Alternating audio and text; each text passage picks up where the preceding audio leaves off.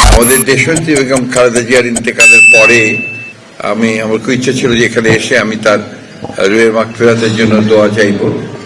একই সঙ্গে আমাদের নেতা জনাব তারেক রহমান সাহেব তার সুস্বাস্থ্য, দীর্ঘায়ু এবং সাফল্যের জন্য দোয়া চাইব।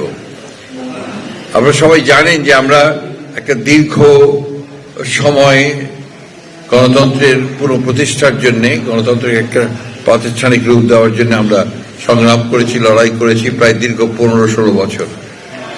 এবং এই 15-16 বছরে আমাদের বিএনপির শুধু প্রায় 60 লক্ষ মানুষের বিরুদ্ধে মিথ্যা মামলা দেওয়া হয়েছে।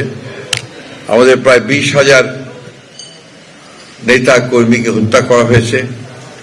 আমাদের প্রায় আপনাদের এই সিলেটের অত্যন্ত কৃতি সন্তান এবং অত্যন্ত সংগ্রামী নেতা সাংগঠনিক সম্পাদক জনাব ইলিয়াস আলী সহ প্রায় 1700 নেতা কর্মীকে গুম করে দেওয়া হয়েছে।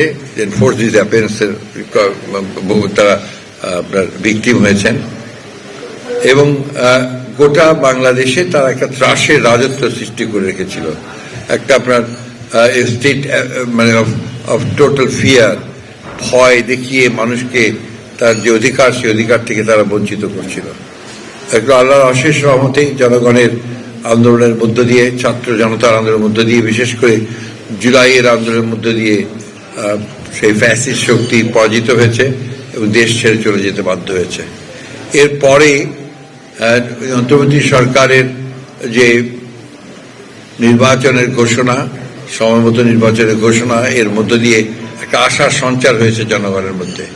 যদি অনেক অনিশ্চয়তার কথা অনেকে বলেন, অনিশ্চয়তার কথা আপনার পত্রপত্রিকা মিডিয়াতে আসে, তারপরেও দেখা যাচ্ছে যে ধীরে ধীরে কিন্তু আমরা সেই নির্বাচনের যে পথ, সেই পথেই আমরা এগিয়ে চলেছি। 26 সালের ফেব্রুয়ারি মাসের 12 তারিখে নির্বাচন অনুষ্ঠিত হওয়ার কথা এবং এখন পর্যন্ত আপনারা জানেন যে বাছাইও হয়ে গেছে। এরপরে আপনার সর্বশেষ যেটা আসবে, প্রতীক বরাদ্দ আসবে, তারপরেই পুরোদমে নির্বাচনের প্রচারণা শুরু হবে। আমাদের কাছে এই নির্বাচনটা শুধু আমাদের কাছে নয়, জাতির জন্য অত্যন্ত গুরুত্বপূর্ণ। এই জন্যে যে দীর্ঘ 15 বছর এই জাতি তাদের যে অধিকার, ভোট দেওয়ার যে অধিকার, সেই অধিকার থেকে তারা বঞ্চিত হয়েছে।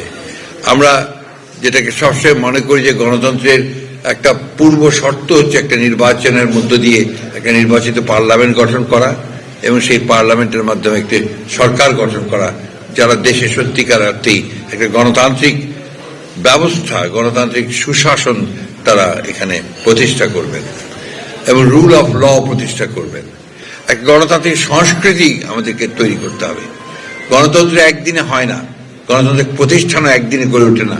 সমস্ত মানুষের প্রচেষ্টার মধ্য দিয়ে কিন্তু আপনার এই গণতান্ত্রিক একটা সংস্কৃতি গড়ে ওঠে, যার ফলেই গণতন্ত্রের একটা ভিত্তি পায়। দুর্ভাগ্যক্রমে আমাদের দেশে এই কিছুদিন থেকে অন্তর্বর্তী সরকার আসার পর থেকে গত 1 বছরে একটা আপনার আমি বলবো যে একটা খুবই ভয়ঙ্কর একটা কালচারের শুরু হয়েছে, যেটা হচ্ছে মব ভায়োলেন্স, মবক্রেসি, যেটা গণতন্ত্রকে একেবারে ধ্বংস করে দিচ্ছে। এখান থেকে সব সচেতনভাবে সবাইকে বেরিয়ে আসতে হবে এবং এর প্রতিরোধ গড়ে তুলতে হবে এবং সেটা সম্ভব একমাত্র একটা গণতান্ত্রিক ব্যবস্থা যদি আমরা চালু করতে পারি এবং সুষ্ঠু নির্বাচন করতে পারি, তাহলে সেটা সম্ভব। আমরা অত্যন্ত আশাবাদী যে আগামী যে নির্বাচন 12 তারিখে, ফেব্রুয়ারি 12 তারিখে অনুষ্ঠিত হবে, এখানে যে সমস্ত দলগুলো অংশগ্রহণ করছেন তারা অবাধ সুষ্ঠু একটা নির্বাচন তারা করবেন।